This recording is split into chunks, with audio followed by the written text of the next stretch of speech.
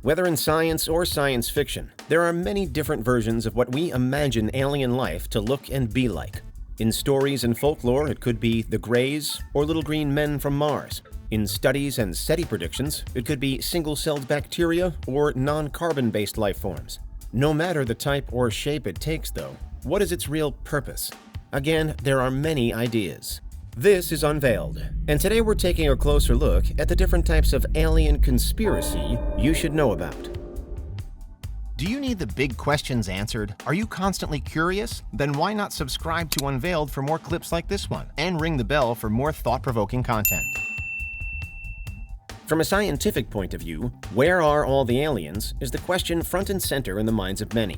A phrase widely attributed to the physicist Enrico Fermi as the foundation for his Fermi Paradox. It still has countless researchers, astronomers, astrobiologists, and statisticians scratching their heads. The equally pithy retort that aliens exist is kind of a broad, ambiguous, and non-committal go-to answer. But there's no shortage of bizarre theory as to why that's really the case.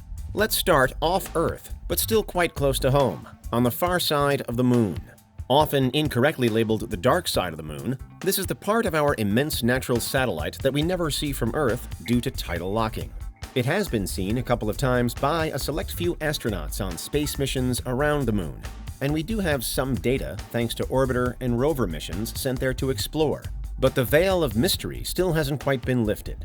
We know that possibly thanks to an ancient collision, the far side appears far more cratered than the near side, and that its crust is thicker. We know then that it doesn't look the same as how the Moon from Earth does. But still, what photos and images we do have seem to show an equally quiet and eerie place. A vast expanse of moon-dusty emptiness. But is it empty?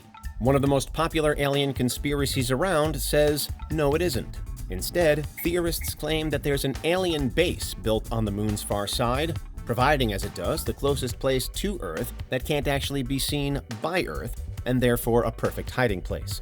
The idea is that from here, an alien force could easily observe earthly life, with the suggestion sometimes even extending to there being secret communication links between Earth and the far side of the Moon, either between aliens on the ground or compliant human moles. We know, thanks to rover missions like the CNSA's U-2-2, that maintaining communications between here and the far side is a very difficult task. But this conspiracy can seemingly absorb that problem by suggesting that our comms might be being scrambled by the alien base. Overall, it's more what we haven't seen on the far side of the Moon that forms the basis of this theory, rather than what we have seen on it. There are no images of the base, or anything that could be the base, and surprisingly few official UFO claims around the Moon itself. The second man on the Moon, Buzz Aldrin, is famously at the center of a popular internet conspiracy after he recalled witnessing unusual lights outside the window of Apollo 11 on the way to the Moon. But Aldrin himself has also sought to dampen the suggestion that those lights may have been from an alien craft. Back on Earth, and there are of course countless stories of UFO encounters and alien abductions alleged all over the world, with some of them more compelling than others. But in terms of general conspiracy theory, many of the most popular head again to the most remote and isolated places, to the so-called ends of the Earth. Antarctica has become something of a hotbed for conspiracy theory in recent times, with claims perhaps energized by flat Earth ideas. Some reckon that there's a mighty wall out there, and that it's only that which stops the seas from draining away off of the edge and out into space. Unsurprisingly, there's some room for an alien presence within many alternate Antarctic claims. However, two particularly intriguing cases actually draw our eye northwards and into or close to the Arctic Circle. First, the underwater aliens of Lake Baikal. Lake Baikal is the deepest lake in the world, but it's also one of the most mysterious, hidden as it is within the mostly inaccessible realms of southern Siberia. It's little wonder then that the Soviet Union used to use Baikal for various classified military training missions.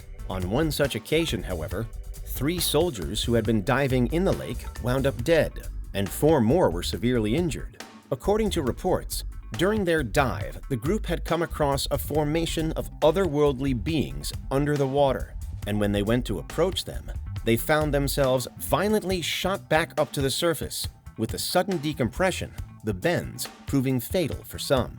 More than 130 years earlier, though, and there's another brutal tale of death and loss. this time in and around Canadian waters. That's also been linked by some to an alien theory.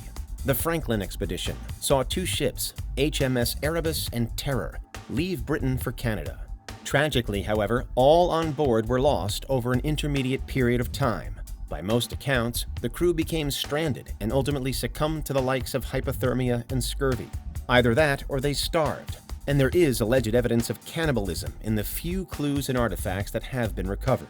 However, rumors of an alleged cover-up have also gained some traction, most notably via a book by the conspiracy writer Jeffrey Blair Lotta. In general, the suggestion is that the expedition was actually sent to investigate some kind of non-human presence in the north, possibly an alien group, possibly a race of giants, and that the British authorities did so knowingly, but also wanted to keep that knowledge from the general public. Naturally, this apparent desire to hide aliens from almost all other humans is at the heart of most alien conspiracy claims. The reasoning for this usually includes some kind of wanting to avoid mass panic. It's said that world governments and leading organizations believe that proof of aliens would surely send everybody into fits of recklessness and insanity. And so that's why we never hear of alien breakthroughs that allegedly have already been made. Famously, Area 51 in the heart of the Nevada desert is the key location for most U.S. theories of this type. However, perhaps the more interesting cover-up conspiracies involve not allegedly captured alien creatures, but rather their possibly crash-landing alien ships. One of the most well-known cases of all is the Tunguska event, which happened again in Siberia, this time in 1908. A seemingly random, massive explosion unfolded on June 30th of that year, leveling more than 800 square miles of forest and killing around 80 million trees. It's not actually known what caused it, although the leading theory is that it was a massive meteor airburst low in the sky above. Conspiracy theorists have long reckoned aliens, though, either as a deliberate show of force or via them accidentally smashing into our world. There's a growing list of other meteors that some say might actually be alien-made, too.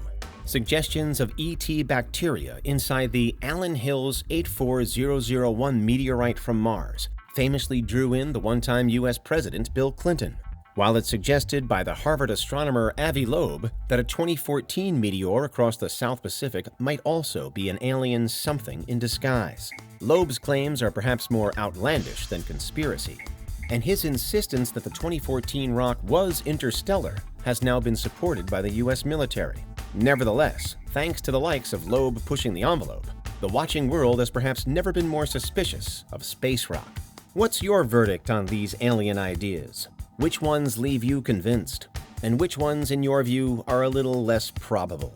We've covered an off-Earth theory on the far side of the moon, an on-Earth theory or two in the Arctic Circle, and a case of something that's possibly traveled from space to Earth with the Tunguska event.